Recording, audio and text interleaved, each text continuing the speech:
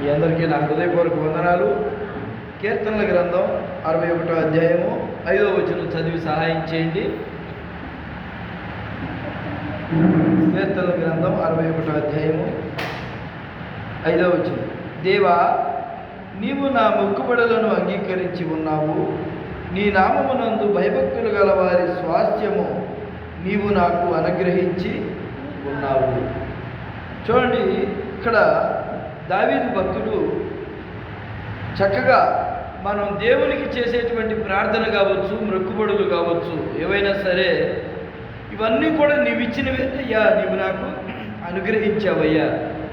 సమస్తము దేవుడు ఆధీనంలో నడుస్తుంది ఈ లోకమంతా కూడా. ఈ రోజున ఇది నేను సాధించాను, ఇది నేను తెచ్చుకున్నాను అంటే కుదరదు. దేవుని బిడ్డలమైనటువంటి మనము దావీదు వలె కృతజ్ఞతాస్తుతులు చెల్లించే వారంగా ఉండాలి. దేవునికి దావీదు చెప్తున్నాడు, దేవా, నీవు నా మొక్కుబడులను అంగీకరించి ఉన్నావు. నేను చేసే ప్రార్థనలన్నీ కూడా నీవు అంగీకరించావు. నీ నామమునందు భయభక్తులు గల వారి స్వాస్థ్యమును నీవు నాకు అనుగ్రహించావు. ఎవరైతే దేవుని యందు భయభక్తులు కలిగి ఉంటారో దేవుని యొక్క స్వాస్థ్యం అంట వారికి అనుగ్రహించబడుతుంది. దేవుని యొక్క స్వాస్థ్యం అంటే దేవుని యొక్క బిడ్డలముగా మనం స్వీకరించబడతాం. ఆ స్వాస్థ్యములోనికి మనం చేర్చబడతాం. ఈ లోకంలో ఉన్నప్పుడు మేము వాళ్ళ తాలూకా వీళ్ళ తాలూకా అంటుంటారు, కానీ మనమందరము కూడా మన సృష్టికర్త అయినటువంటి దేవుని తాలూకా. అవునా కదా? ఎవరి తాలూకా? మనం సృష్టికర్త అయిన దేవుని తాలూకా. అనునిత్యము మనల్ని కాపాడుచున్నటువంటి దేవుని తాలూకా. ఎవరి తాలూకా? మనం కంటికి కనురెప్పలా కాపాడుకుంటున్నటువంటి దేవుని బిడ్డలం, దేవుని తాలూకా. అర్థమవుతుందా? మన రక్షకుడైన దేవుని తాలూకా, మన పాపములను క్షమించినటువంటి దేవుని తాలూకా. ఇక ఎన్నడూ నీవు పాపము జోలికి వెళ్ళకు, నేను నిన్ను కాపాడుతాను, నేను నిన్ను విడువను, ఎడబాయను అని చెప్పినటువంటి దేవుని తాలూకా. ఎవరి తాలూకా మనం చెప్పండి? మన రక్షకుడైన యేసుక్రీస్తు ప్రభువారి తాలూకా. ఆమేన్, ఆమేన్. చూడండి, మీరు ఎవరి తాలూకా అని అడిగినప్పుడు మనం ఎవరు చెప్పాలంటే నా రక్షకుడైన యేసుక్రీస్తు ప్రభువారి తాలూకా కదా. పాపములను క్షమించిన దేవుని తాలూకా. నిన్ను కాపాడువాడు కునుకడు, నిద్రపోడు అని చెప్పినటువంటి దేవుని తాలూకా. అర్థమవుతుందా? ఈ లోకంలో వాళ్ళ తాలూకా వీళ్ళ తాలూకా అని గొప్పలు చెప్పుకుంటాం, కానీ ప్రజలు మనమైతే దేవుని బిడ్డలమైనటువంటి మనము ఎవరి తాలూకా అని చెప్పాలి? నన్ను కలుగజేసిన దేవుని తాలూకా. హల్లెలూయా. నేను నమ్ముకున్నటువంటి దేవుని తాలూకా. హల్లెలూయా. కాబట్టి నీ నామమునందు భయభక్తులు గలవారి స్వాస్థ్యము నీవు నాకు అనుగ్రహించి, ఆ స్వాస్థ్యములో మనం చేర్చబడాలని ప్రభువు కోరుకుంటున్నాడు. చూడండి, ఇంకా మనం పైకి చూసినట్లయితే ఆ 3వ వచనంలో కూడా రాయబడి ఉంటుంది, నీవు నాకు ఆశ్రయముగా ఉంటివి, శత్రువుల ఎదుట బలమైన కోటగా నుంటివి, యుగ యుగములు నేను నీ గుడారంలో నివసించెదను, నీ రెక్కల చాటున దాక్కుంటాను. చూసారా? ఎవరిని అంటున్నాడు? మనుషుల ఆశ్రయం కోరుకోవట్లేదు. ఈ లోకంలో మనం ఏం చేస్తాం? ఎవరిదైనా అంగబలం కదా, భుజబలం ఎవరిదుంటే వాళ్ళ వైపు మనం తిరుగుతూ ఉంటాం. ఎవరు ఉన్నత స్థానంలో కనపడుతూ ఉంటారో వాళ్ళ వైపుకి మనం తిరుగుతూ ఉంటాం. కానీ ఇక్కడ దావీదు భక్తుడు ఒక రాజు అయి ఉండి కూడా ఆ రాజు గర్వించకుండా ఏం కోరుకుంటున్నాడు? 3వ వచనంలో, నీవు నాకు ఆశ్రయముగా ఉన్నావు, శత్రువుల ఎదుట బలమైన కోటగా నాకు ఉన్నావు. శత్రువుల ఎదుట బలమైన కోటగా అంటే నన్ను కాపాడేటువంటి కోటగా. ఒకప్పుడు పూర్వపు కాలంలో రాజులు ఏం చేసేవాళ్ళు అంటే పెద్ద పెద్ద కోటలు కట్టుకునేవాళ్ళు. ఏడ కొండల మీద, ఎత్తైన స్థలముల మీద కట్టుకునేవాళ్ళు. అలాగనే దేవుడు కూడా మనకి కోటగా ఉన్నాడంటండి. మనల్ని కాపాడటానికి, మనల్ని రక్షించడానికి దేవుడే మనకి కోటగా ఉన్నాడంట. యుగములు నేను నీ గుడారంలో నివసించదును. నా కోటగా నువ్వు ఉన్నావు కాబట్టి ప్రభువా, యుగములు నేను నీ గుడారంలో. ఏ గుడారం అది? ఏ గుడారం అది?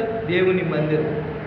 దేవుని మందిరం అంటే దేవుడు మనకు అన్నీ ఇస్తున్నాడు కాబట్టి యుగములు, ఎన్ని సంవత్సరాలైన నా బ్రతుకు దినములన్నీ కూడా దేవుని మందిరంలోనే నేను గడుపుతాను. ఎప్పుడు ఏ పని పాట లేకుండా, తిండి తిప్పలు లేకుండా గడపమన్నట్లా దేవుడు మన పనులు మనం చేసుకుంటూనే, మన కుటుంబాల అవసరతల నిమిత్తం మన పనులు మనం చేసుకుంటూనే దేవుని మందిరం ఎప్పుడైతే ఓపెన్ చేసి ప్రార్థన అని చెప్పబడుతుందో ఆ క్షణములో మనం ఏం చేయాలంట?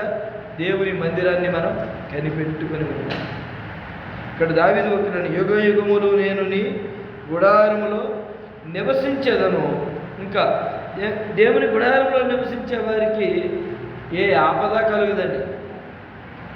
సాతానులు, దెయ్యాలు అనబడేటివి కూడా ఈ మందిరంలోకి రావాలంటే భయపడతాయి. ఎందుకో చెప్పండి? దేవుని కృప ఎక్కడ ఉంటుంది? మందిరం.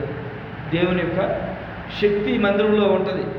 జనం ఎంతమంది ఉన్నారు అనేది కాదు, నేను ఒక్కడే ఉండైనా సరే ఈ మందిరంలో దేవుని కృప ఉంటుంది. మనం ఆరాధన జరిపించినంతకాలం, మనందరము కూడి ఉన్నంత వరకు కూడా ఈ మందిరంలో కృప అలాగే ఉంటుంది.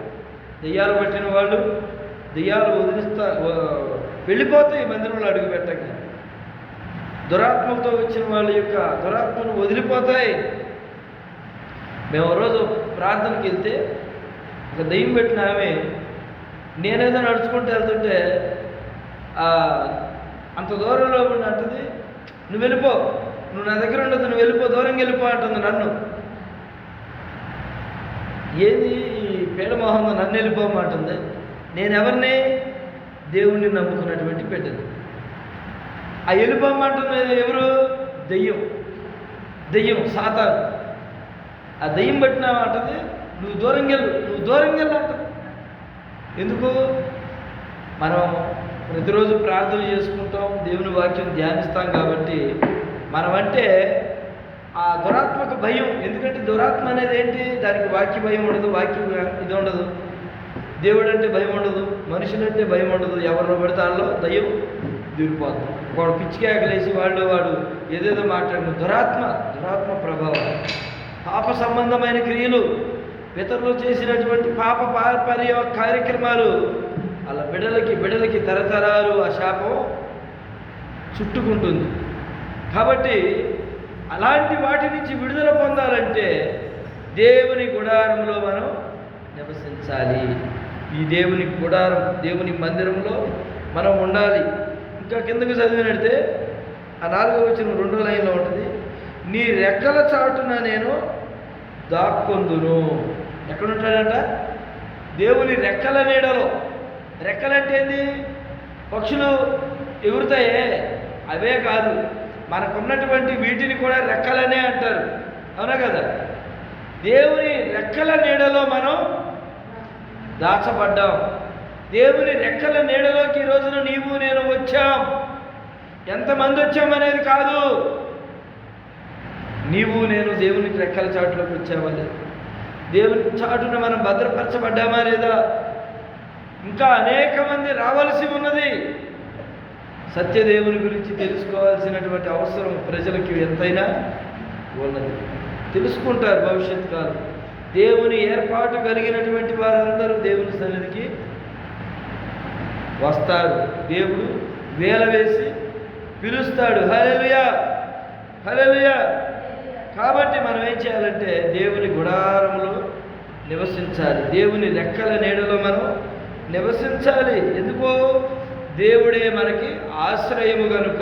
చదివాం కదా మనం 3వ వచనం, నీవు నాకు ఆశ్రయముగా ఉన్నావు, శత్రువుల ఎదుట నాకు బలమైన కోటగా ఉన్నావు కనుక నేను నీ గుడారంలో నివసిస్తానయ్యా, నీ రెక్కల చాటున నేను దాక్కుంటానయ్యా.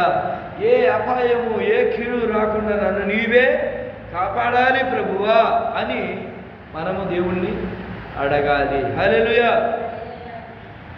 కాబట్టి దేవుని యందు విశ్వాసం ఉంచుదాం, నమ్మకం ఉంచుదాం, భయభక్తులు కలిగి ఉందాం. మరికొద్ది రోజుల్లో ఈ 2025వ సంవత్సరం గతించిపోతుంది. ఈరోజు ఎంత తారీఖు? 14. ఇంకో 2 వారాలే, 2 వారాలు పైన ఇంకా 4 రోజులు. అంటే ఏంటి? ఇంకో 15 రోజుల్లో ఈ నెల ముగించబడి, ఈ సంవత్సరం ముగించబడి, కొత్త సంవత్సరంలో, కొత్త నెలలో, కొత్త తేదీని మనం చూడబోతాం. కాబట్టి ఈ రోజు వరకు కూడా దేవుడు అంటే, దేవుని మందిరం అంటే అశ్రద్ధగా ఉన్నామేమో. దావీదు వలె, ప్రభువా నీవే నా ఆశ్రయము, నేను నీ రెక్కల నీడలో ఉంటాను, నీ మందిరాన్ని కనిపెట్టుకొని ఉంటాను, ప్రభువా నా సమయాన్ని నేను వృధా చేయను, నాకు సమయం కుదిరితే నేను నీ మందిరానికి వచ్చి నేను నిన్ను స్తుతిస్తాను, నిన్ను ఆరాధన చేస్తాను. ఎందుకంటే నీవు నన్ను కాపాడే దేవుడువు, నన్ను కాపాడే దేవుడువు, నువ్వు కురికే దేవుడువు కాదు, నిద్రపోయే దేవుడువు కాదు అని హృదయపూర్వకంగా ప్రార్థించండి. ఈ చివరి దినములలో దేవుని స్తుతించండి. మరో నూతన రోజులోనికి మనం తీసుకెళ్ళబోతున్నాడు దేవుడు. కాబట్టి ఈ చివరి దినాల్లో, ఈ సంవత్సరానికి చివరి దినములలో హృదయపూర్వకంగా ప్రార్థన చేయడం నేర్చుకోండి. ప్రభువా గతకాలమంతా నన్ను కాచి కాపాడావయ్యా, నీకు వందనాలు, స్తుతులు, స్తోత్రములయ్యా. ఈ క్షణాన్ని చూడలేక అనేక మంది గొప్పవారు, ఎంతో పెద్ద చదువులు చదివిన వారు, ఎంతోమంది కోటీశ్వరులు, ఎంతో సంపాదించిన వారు, మంచివారు, చెడ్డవారు, అనేక మంది ఈ సమయాన్ని చూడలేకపోయారు. రానున్నటువంటి కొత్త సంవత్సరంలో అడుగు వేయలేకపోయారు. అనేక మంది ప్రభువు దగ్గరికి వెళ్ళిపోయారు. కానీ దేవుడు నీ యందు నా యందు ఒక ప్రణాళిక కలిగి ఉన్నాడు. కాబట్టి ఈరోజు నీవు నేను క్షేమంగా ఉండి దేవుని మందిరంలో దేవుని స్తుతించగలుగుతున్నాం, దేవుణ్ణి ఆరాధన చేయగలుగుతున్నాం. కాబట్టి దేవునికి ఈ చివరి దినముల్లో దేవుణ్ణి మనం స్తుతించుదాం, ఆరాధన చేద్దాం, దేవుని నామాన్ని ఘనపరుద్దాం. దేవుడు అనుగ్రహించేటువంటి నూతనమైనటువంటి మనస్సు, నూతనమైనటువంటి ఆశీర్వాదాలు, నూతనమైనటువంటి దీవెనలు ప్రతి ఒక్కరము, ప్రతి ఒక్క కుటుంబంలో దేవుడు అనుగ్రహించునుగాక. ఆమేన్. దేవుడి మాటలు దీవించి ఆశీర్వదించునుగాక. ఆమేన్. తల వంచండి, చిన్న ప్రార్థన చేస్తున్నాం. ప్రేమ గల తండ్రి, దయగల నాయన, అయ్యా మేమందరం కూడా నాయన జీవము కలిగిన దేవుని తాలూకా కనుక ప్రభువా, మేము నిన్ను మరిచిపోకుండా, విడిచిపోకుండా నీ సన్నిధిలో మా బ్రతుకు దినములన్నీ కృపాక్షేమములు కలిగి ఈ సంఘములో అంటుకట్టబడినందుకు మీకు వందనాలు, స్తుతులు, స్తోత్రములు చెల్లిస్తున్నాం. అయ్యా నీ బిడ్డలైన వారిని మీరు జ్ఞాపకం చేసుకోండి, దీవించమని నిన్నైన మీరు నీ బిడ్డలకు తెచ్చి ఈ వాక్యం వింటున్నటువంటి బిడ్డలకు జ్ఞాపకం చేసుకోండి. కీర్తన గ్రంథం 61వ అధ్యాయంతో మీరు మాతో మాట్లాడారు తండ్రి. అయ్యా మా మొర ఆలకింపు, మా ప్రార్థనలకు చెవియకు దేవ. అయ్యా మా ప్రాణము తలడిల్లగా బోధిగంతముల నుండి నీకు మొరపెట్టుచున్నానయ్యా. నేను ఎక్కలేనటువంటి ఎత్తైన కొండపైకి నన్ను ఎత్తించు ప్రభువా. ఎక్కలేనటువంటి ఎత్తైన కొండ మా జీవిత కాలంలో తండ్రి, మేము ఎక్కలేని కొండలు ఎన్నో ఉన్నాయి జీవితంలో ప్రభువా. సమస్యలు, ఇరుకులు, ఇబ్బందులు, వాటన్నిటినీ అధిగమించి ప్రభువా ఆ కొండలను మేము ఎక్కులాగునా మీరు సహాయించి ఆ శక్తిని, ఆ బలాన్ని మీరు మాకు మా జీవిత కాలంలో ఎక్కడా కూడా ప్రభువా తొట్టిల్లిపోకుండా నీ పాదాలు పట్టుకుని ముందుకు కొనసాగే కృప దయచి మా విధేయులు పాపాల దోషము క్షమించి పరిశుద్ధపరిచి మమ్మల్ని, మా కుటుంబాలను, సంఘాలను జ్ఞాపకం చేసి సంఘ సరిహద్దుల విషయాలు గురించి అయా మీకు వందనాలు. గ్రామాన్ని, శంకరాపురం గ్రామాన్ని, గ్రామ ప్రజలను మీరు జ్ఞాపకం చేసి వారు చేస్తున్న పనిపాట్లు, వ్యాపారాలు, వ్యవసాయాన్ని మీరు జ్ఞాపకం చేసి ప్రజలందరూ సుఖ సౌఖ్యాలతో సంతోషంగా ప్రతి ఒక్కరి కుటుంబంలో ఆదరణ, నెమ్మది, జీవము దయచి ప్రభా. అనేక మంది ప్రభా మా మధ్యలో లేరు ప్రభా. ఏ సమయం ఏం జరుగుతుందో తెలియని పరిస్థితులు, ఏది ఏమైనా ప్రభా నీ ఆదరణ నీ బిడ్డల కుటుంబాల్లో కలుగు చేయమని, మేలు చేయమని వేడుకుంటున్నాము తండ్రి. సహాయం చేయి. అనారోగ్యంతో ఉన్న బిడ్డలకు నాయన ఆరోగ్యము దయచి, క్షేమం దయచి, నీ వెలుగులో నడిపించమని. అయ్యా ఆర్థిక ఇబ్బందుల్లో ఉన్న బిడ్డలకు నాయన ఆర్థికంగా బలము చేకూర్చమని సహాయం చేయండి ప్రభా. బలహీనతల్లో ఉన్న వారికి బలము దయచేయమని, అనారోగ్యంతో ఉన్న బిడ్డలను స్వస్థపరచమని. అయ్యా మా గ్రామాన్ని, అధికారులని, నాయకుల్ని మీరు జ్ఞాపకం చేసి, గ్రామ పెద్దల్ని మీరు జ్ఞాపకం చేసుకోండి ప్రభా. అయ్యా అయ్యా అయ్యా క్రిస్మస్ పండుగలు, జనవరి పండుగలు నైనా జరుపుకుంటుండగా ప్రభా ఏ ఆటంకాలు కలగకుండా ఈ ఆరాధనలన్నీ నీ నామానికి మహిమ తెచ్చినట్లుగా సహాయించి అనేక మంది బిడ్డలు నీ సన్నిధానానికి నడిపించమని పెట్టి సహాయించి మీరు జ్ఞాపకం చేసుకోండి ప్రభా. ఈ స్వాస్థ్యాన్ని ప్రభా మీరు విడిచిపోయే దేవుడు కాదు, మీ కాపాడే దేవుడు, కునుకవు నిద్రపోయే దేవుడు కాదు. కాబట్టి ప్రజలందరి సుఖ సౌఖ్యాలతో కాచి కాపాడు. ఆ భారతదేశాన్ని జ్ఞాపకం చేసుకుని భారతదేశం సుఖ సౌఖ్యాలతో సంతోషించే కృప దయచి అయ్యా అయ్యా ఎక్కడా కూడా నైనా ఏ విద్వేషాలు లేకుండా సమానత్వం కలిగిన ప్రజలందరూ సంతోషంగా జీవించి అధికారుల నాయకులు మీరు జ్ఞాపకం దేశాల మధ్య శాంతి సమాధాన ఒప్పందాలు కుదుర్చుకునే కృప దయచి ప్రతి దేశాన్ని కూడా స్వతంత్రం కలిగిన సంతోషంగా జీవించినట్లు సహాయం చేయమని కోరు యేసయ్య నామమును బట్టి అడిగి వేడుకుంటున్నాము తండ్రి. ఆమేన్. ఆమేన్. మీ అందరికీ వందనాలమ్మా.